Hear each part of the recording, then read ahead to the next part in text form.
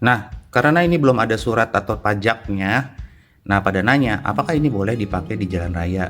Nah, di Permenhub di PM45 tahun 2020 itu ngebahas tentang si kendaraan dengan tenaga atau motor listrik. Nah, di situ disebutkan bahwa ini tuh boleh dipakai di jalan raya dengan batas yang sudah ditetapkan. Nah, selama gue pakai di 5 tahun 6 tahun ini, belum ada sama sekali polisi yang nyetop gue atau melarang gue memakai ini di jalan raya.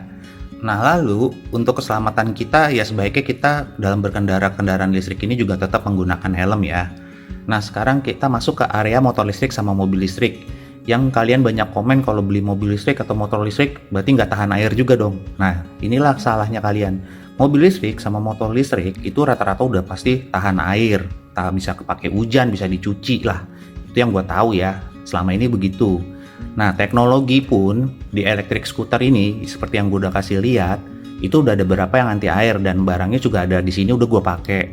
Dan ke depannya ada pasti teknologi ini makin cepat, makin canggih dan makin simple, baterai juga makin kecil, bisa range lebih jauh. Nah, pokoknya teknologi ini pasti akan cepat berkembang dan anti air itu udah pasti hal nomor satu kewajiban nanti semua kendaraan listrik. Nah, lalu untuk motor listrik gue memang belum punya. Alasan gue belum beli motor listrik, walaupun gue udah pengen ya, karena kan gini, PMD ini kan personal mobility device itu memang hanya untuk satu orang, itu makanya dinamain PMD atau PEV. PEV itu personal electric vehicle. Nah, gue tuh pengen punya kendaraan yang bisa gue bonceng atau bonceng anak gue buat ngantar sekolah atau istri gue pengen kemana. Nah, itu paling idealnya itu adalah motor listrik.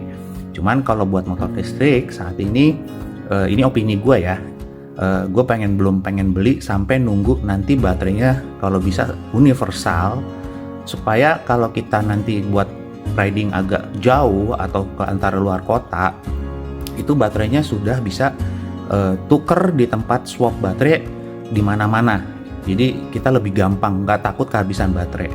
Dengan adanya swap baterai atau baterai universal ini bisa swap di mana-mana, yang pasti kita bisa beli motor tanpa baterainya. Itu artinya apa? Karena baterai itu kan adalah parts termahal. Berarti kalau kita beli motor tanpa baterainya, otomatis harga motornya jauh lebih murah. Nah, kalau baterainya itu tidak kita beli, lalu gimana? Ya, swap itu kan berarti menukar kan? Berarti kita tuh sistemnya sewa. Gue tuh pengen punya motor listrik yang mid drive.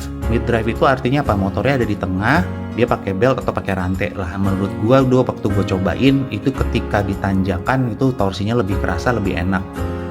Menurut gue tenaganya untuk boncengan juga itu lebih kuat, lebih enak lah pokoknya. Mungkin kurang lebih itu aja bro penjelasan gue.